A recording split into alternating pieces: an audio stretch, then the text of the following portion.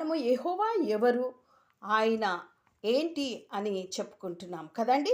అవును. రెండవ రాజులు 19:22లో నీవు ఎవనిని తిరస్కరించితివి? ఎవనిని దూషించితివి? నీవు గర్వించి ఎవనిని భయపెట్టితివి? ఇశ్రాయేలీయుల పరిశుద్ధ దేవుడినే కదా! అని యెహోవా దేవుడు మనల్ని అడుగుతున్నాడు. అంటే ఈ భూలోకంలో ఉన్న నరులు ఎవరైతే ఆయనను దూషించినారో ఆళ్ళని దేవుడు అడుగుచున్నాడు. ఆయనని ఎవరైతే ఆయన మీద మరి రంకలు వేస్తున్నారో వారిని గురించి దేవుడు అడుగుతున్నాడు. 19:27లో నీవు కూర్చునుటయు బయలు వెళ్ళుటయు లోపలికి వచ్చుటయు నా మీద వేయు రంకెలను నాకు తెలిసే ఉన్నాయి. అంటే ఇజ్రాయేలీల దేవుడు అని అంటే ఏంటిదని చెప్పుకున్నాం కదండి. మనము పాపాలు ఒప్పుకుంటే మనం కూడా ఇజ్రాయేల్గా అవుతామని. అయితే దేవుడు మనకి ఇచ్చినటువంటి దేవుడు మనల్ని నిర్మించినాడు. మన చెవులను నిర్మించినవాడు మనం చేసే అంటే మనం పలికే మాటలు వినడా?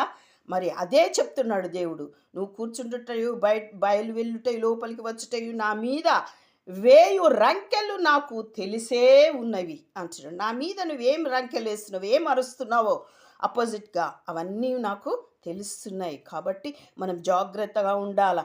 అదే 19:27లో రెండో రాజులు 19:27లో నా మీద నువ్వు వేయు రంకెలను నీవు చేసిన కలహమును నా చెవులలో చొచ్చెను కనుక నేనేం చేస్తా అని అంటున్నాడు. అంటే నా గాలమును నీ ముక్కునకు తగిలించెదను, నా కళ్ళెమును నీ నోటిలో పెట్టి నిన్ను మళ్ళించెదను అంటున్నాడు.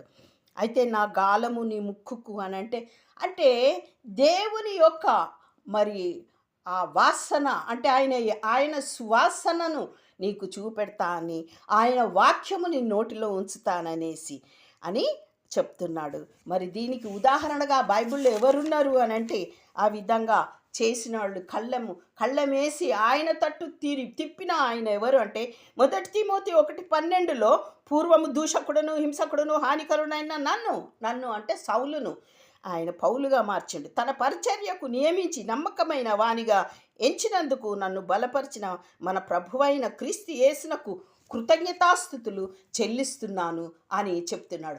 ఆయన ఈ భూలోకంలో అంటే పౌలు ఈ బ్రతికి ఉన్నప్పుడు ఆయన సౌలుగా ఉన్నప్పుడు ఆయనకు ముక్కుకు ఏం చేసినాడు? గాలమేసి నోటిలో ఆయన వాక్యమును ఉంచి ఆయనని వాడుకున్నాడు అని తెలియక అవిశ్వాసి వలన చేసి తిని కనుక కనికరించబడుతుంది. ఇది నేను తెలియక చేసిన. ఇప్పుడు కూడా చాలామంది తెలియక యెహోవా మీద రంకెలేస్తున్నారు. కానీ దేవుడు ఒకనాడు పట్టుకుంటాడు. మరి అదే మొదటి